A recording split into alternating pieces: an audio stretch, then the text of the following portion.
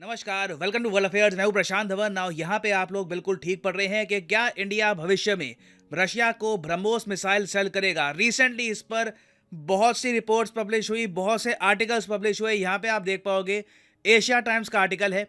इन्होंने recently article publish किया और यहाँ पर कह रहे हैं कि इंडिया की तरफ से ऑफर अवेलेबल है रशिया को कि ये लोग ब्रह्मोस मिसाइल्स खरीद सकते हैं इंडिया से। नाउ यहाँ पर मुझको ये ऐड करना पड़ेगा कि इवन दो इस टॉपिक से रिलेटेड बहुत से आर्टिकल्स दुनिया भर में पब्लिश हुए हैं।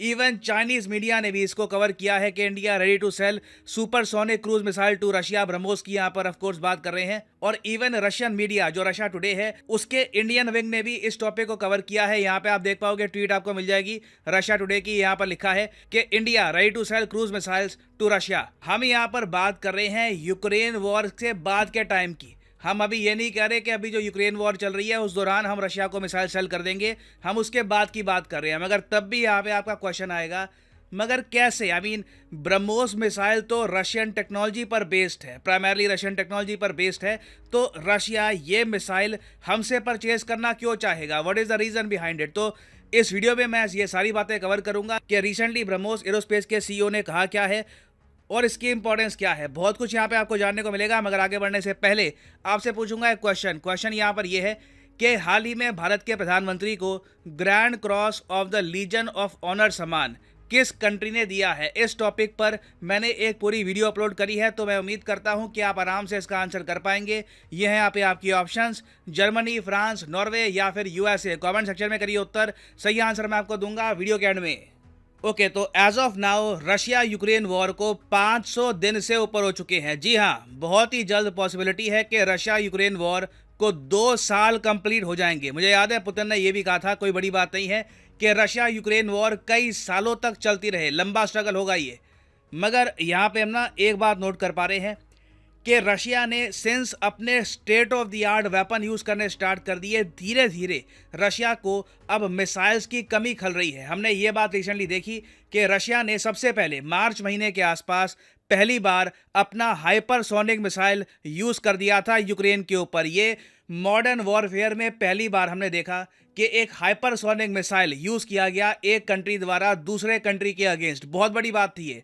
और उस वक्त लोग मान रहे थे कि अब तो देखिए, अब तो रशिया ने अपने हाइपरसोनिक मिसाइल निकाल दिए हैं, everything will be over soon, Ukraine कुछ इन मिसाइल्स का कर नहीं पाएगा। और उसके अलावा अगर हम स्पीड की बात करें तो हाइपरसोनिक मिसाइल्स सुपरसोनिक मिसाइल से 5 गुना ज़्यादा तेज़ हो सकते हैं। सुपरसोनिक मिसाइल मतलब कि जो स्पीड ऑफ साउंड है, जो ध्वनि की गति है, उससे भी तेज़ मिसाइल। हाइपरसोनिक मिसाइल उस गति से भी 5 गुना ज़्यादा तेज़ होता है। तो रशिया ने इनिशियली जब हाइपरसोनिक मिसाइल यूज़ करने स्टार्ट किए तो दुनिया मान के चल रही थी कि ओके, अब रशिया सीरियस हो गया है, अब यूक्रेन लंबे समय तक नहीं टिक पाएगा। बट सरप्राइजिंगली यूक्रेन ने बाद में ये क्लेम करना स्टार्ट कर दिया कि हमने 6 रशिया के हाइपरसोनिक मिसाइल शूट डाउन कर दिए।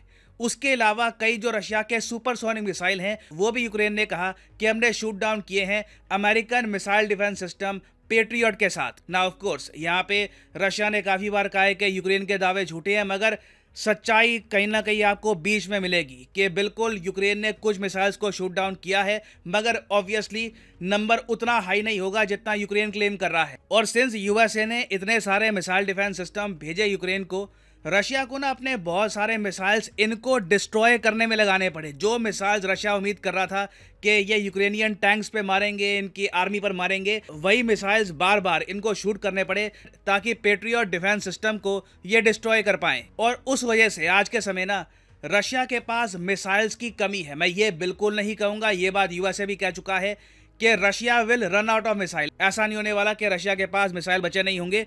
इनके पास इतनी डिफेंस मैन्युफैक्चरिंग है कि लगातार अपनी आर्मी के लिए, अपनी एयरफोर्स के लिए मिसाइल्स प्रोड्यूस करते रहे। मगर जिस तरीके से रशिया ने एक टाइम पर ईरान के मिसाइल्स भी यूज़ करने स्टार्ट कर दिए, इससे साफ लग रहा है कि रशिया अब थोड़ा बहुत प्रेशर फील कर रहा है। और जब एक बार ये पूरी कॉन्फ्लिक्ट ख़त्म होगी, अब राम जाने ये कब होगा, 2 साल 3 साल बाद, मगर जब भी ये कॉन्फ्लिक्ट ख़त्म होगी तब रशिया को अपनी आर्मी, अपनी मिलिट्री को रीबिल्ड करना होगा। इनको ज़्यादा मिसाइल चाहिए होंगे, ज़्यादा टैंक्स चाहिए होंगे, क्योंकि यूक्रेन वॉर में रशिया के बहुत सारे रिसोर्सेज खर्च हो चुके हैं। और इसी बात को लेकर हाल ही में ब्रह्मोस एरोस्पेस के जो सीईओ हैं अतुल दिनकर साहब, इन्होंने ये कहा कि देखिए, अगर रशिया यूक्रेन वॉर से पहले ही ब्रह्मोस परचेज करना स्टार्ट कर देता तो हो सकता है कि इनको काफ़ी एडवांटेज भी मिल जाता, क्योंकि ब्रह्मोस जैसा मिसाइल आपको दुनिया में आज के समय नहीं मिलेगा। ये बात इन्होंने कही और आगे फिर इन्होंने ये भी ऐड करी कि एक बार जो यूरोप में सिचुएशन है ये ख़त्म हो जाए, जो अभी वॉर चल रही है यूरोप में यूक्रेन और रशिया के बीच में, एक बार ये ख़त्म हो जाए तो उसके बाद पॉसिबिलिटी है कि we might get some orders from Russia. Russia ही कहे कि ब्रह्मोस एरोस्पेस हमारे लिए 100-200 जितने भी इनको ब्रह्मोस मिसाइल्स हैं अपनी मिलिट्री के लिए ये लोग परचेज करें। अब यहाँ पे आप कहोगे but how is this possible? I mean कहा जाता है कि ब्रह्मोस मिसाइल की जो टेक्नोलॉजी है ये काफ़ी हद तक रशियन P-800 ऑनिक्स मिसाइल जैसी है, तो रशिया खुद ही बना लेगा अपने मिसाइल। देखिए यहाँ पर बात आती है मास प्रोडक्शन की, तो वहाँ पर ना इंडिया के पास एडवांटेज है। इंडिया बड़े स्केल पर ये मिसाइल्स मास प्रोड्यूस कर सकता है जब रशिया को जल्दी से अपनी मिलिट्री रीबिल्ड करनी हो। ये ऑप्शन रशिया के पास हमेशा है। और अगर आप ये सोच रहे हैं कि वेट, ब्रह्मोस एरोस्पेस जो कंपनी है जो बनाती है ब्रह्मोस मिसाइल, इसमें 50.50% स्टेक इंडिया का है और बाकी स्टेक रशिया का है। मतलब रशिया आप कह लीजिए जूनियर पार्टनर है इस कंपनी में। तब भी रशिया कह नहीं सकता है यहाँ पर ब्रह्मोस एरोस्पेस को कि हम ओन करते हैं इस कंपनी को तो बनाओ हमारे लिए मिसाइल। देखिए ब्रह्मोस एरोस्पेस आज के समय एक सेपरेट कंपनी है। चाहे भारत सरकार हो, रशियन गवर्नमेंट हो, किसी को भी ब्रह्मोस मिसाइल इनसे बनवाने हैं, ऑर्डर देने होंगे, पेमेंट करनी होगी। हाँ ये अलग बात है कि पेमेंट बाद में दोनों कंट्रीज में बढ़ जाएगी। तो अभी जो रशियन मिलिट्री की हालत हो चुकी है, पॉसिबिलिटी है कि जंग के बाद अगेन जंग के दौरान हम लोग रशिया को कुछ सेल नहीं करेंगे। एक आप कह लीजिए जंग के दौरान ना यही पता लग गया कि इंडिया की तरफ से ऑफिशियली या चाइना की तरफ से किसी भी कंट्री की तरफ से ऑफिशियली रशिया को एक बुलेट भी सेल करी गई है, तो वेस्टर्न कंट्रीज सैंक्शंस उसके अलावा दुनिया भर का प्रेशर ऐड करना स्टार्ट कर देंगे। तो हम यहाँ पर वॉर के बाद के टाइम की बात कर रहे हैं, जब एक बार को सिचुएशन नॉर्मल हो जाएगी तो उस वक्त हाँ बिल्कुल एक पॉसिबिलिटी बनी हुई है कि इंडिया ब्रह्मोस मिसाइल सेल कर सकता है रशिया को। नाउ इस टॉपिक से रिलेटेड जब मैंने ट्विटर पे देखा कि यूक्रेनियंस क्या कह रहे हैं, तो मुझे कुछ यूक्रेनियंस की कमेंट मिली और ये लोग गुस्सा थे। और अगेन देखो इनका गुस्सा जायज़ है। ये लोग यहाँ पर कंप्लेन कर रहे थे कि इंडिया ऐसी बात कैसे कर सकता है कि ये ब्रह्मोस सेल करेंगे रशिया को, क्या आप चाहते हैं कि ब्रह्मोस हमारे घरों को हिट करे? बट अगेन हम यहाँ पर ये नहीं करें कि यूक्रेन वॉर के दौरान ये सब हो। हम जब ये वॉर ख़त्म हो जाएगी और ऑब्वियसली जब एक बार ये वॉर ख़त्म हो जाएगी तो उसके बाद देयर विल बी पीस। कई सालों की लड़ाई के बाद ऐसा नहीं होने वाला कि 2-3 साल के लिए लड़े फिर हफ्ते भर के लिए पीस हुआ फिर से लड़ाई शुरू हो गई, ऐसा नहीं होने वाला। जब पीस स्थापित होगा, जब प्रॉपरली सीज फायर एक बार हो जाएगा, तब उसके बाद लंबे समय तक यूक्रेन और रशिया दोनों की जनता शांति चाहेगी। और रशियन पर्सपेक्टिव से आप देखो ना तो ऐसी डील्स होना बड़े स्केल पर बहुत ही नेचुरल है।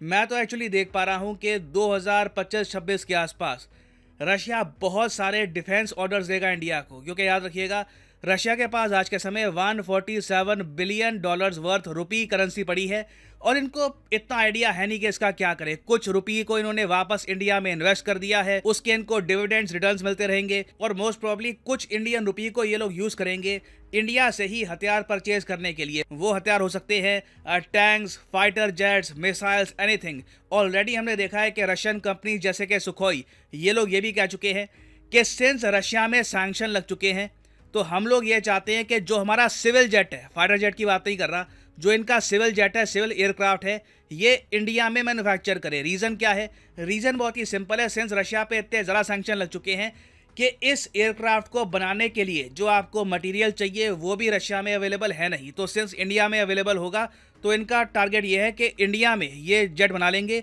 और बाद में रशिया ही इनको परचेज कर लेगा, या फिर अगर एक्सपोर्ट करने हैं तो इंडिया से ही ये एक्सपोर्ट कर पाएंगे। और ऑब्वियसली इस सबका बेनिफिट इंडिया को होगा इवेंचुअली। याद रखिएगा 2025 तक हमारा टारगेट है कि $5 बिलियन की डिफेंस सेल हमको करनी है ना। इसको हम अचीव कर पाएंगे या नहीं कर पाएंगे इस पे क्वेश्चन मार्क है। डिपेंड करता है कि क्या बहुत सारे कंट्रीज ब्रह्मोस मिसाइल या फिर इवन तेजस फाइटर एयरक्राफ्ट परचेज करते हैं फ्यूचर में या नहीं। मगर एक बात तो तय है कि भविष्य में इंडिया उभरेगा as a major defence supplier, चाहे हम बहुत ज़्यादा एडवांस्ड वेपन्स ना बेच रहे हों। और सबसे यूनिक बात इस सब में ये हो सकती है कि रशिया जिससे हम एक टाइम पर हथियार परचेज करते थे, उसी कंट्री को हो सकता है कि हम हथियार सेल भी करें। ऑल्दो टेक्नोलॉजी काफ़ी हद तक हम यहाँ पर रशियन यूज़ कर रहे हैं, ऐसा नहीं है कि हम इंडियन टेक्नोलॉजी बेच रहे होंगे रशिया को, उसमें भी टाइम लगेगा। बट ये भी एक बार को हो जाता है ना तो ये हिस्टोरिक होगा अपने आप में। नाउ फाइनली वापस आते हैं अपने क्वेश्चन की तरफ कि किस कंट्री का जो हाईएस्ट अवार्ड है grand cross of the legion of honour. ये है यहाँ पे आपकी ऑप्शन जर्मनी, फ्रांस, नॉर्वे या फिर यूएस। तो सही उत्तर यहाँ पे है option B is the right answer. France ने रिसेंटली ये सम्मान दिया है इंडिया के प्राइम मिनिस्टर को। इंडिया के पीएम पहले पीएम बने हैं जिन्हें फ्रांस का हाईएस्ट सिविलियन अवार्ड दिया गया है। और फाइनली यहाँ पर मैं ये भी ऐड कर दूं कि आज रात 12 बजे अनअकैडमी की जो मेगा सेल है 50% डिस्काउंट सेल, ये सेल हो जाएगी खत्म। तो आपके पास टाइम है। फॉर एग्जांपल लेट्स से आप परचेज करना चाहते हैं एसएससी एग्जाम का कोर्स, तो कमेंट सेक्शन में जाइए, यहाँ पे आपको लिंक मिलेगा एसएससी सब्सक्रिप्शन का। इस लिंक पे यहाँ पे आपको करना है क्लिक और यहाँ पे आप परचेज कर पाओगे अनअकैडमी का एसएससी कोर्स। मगर जो प्राइसेस यहाँ पर लिखे हैं ये पे करने की आवश्यकता नहीं है। सिंपली यहाँ पर कोड डालिए PD10 and the prices will start following. आप सिर्फ 188 पर मंथ में एसएससी एग्जाम की तैयारी कर पाएंगे घर बैठे या फिर कहीं भी with Unacademy course. So use the code PD10 and save money. So इसी नोट के साथ यह वीडियो का thanks for listening and as I always say may the gods watch over you.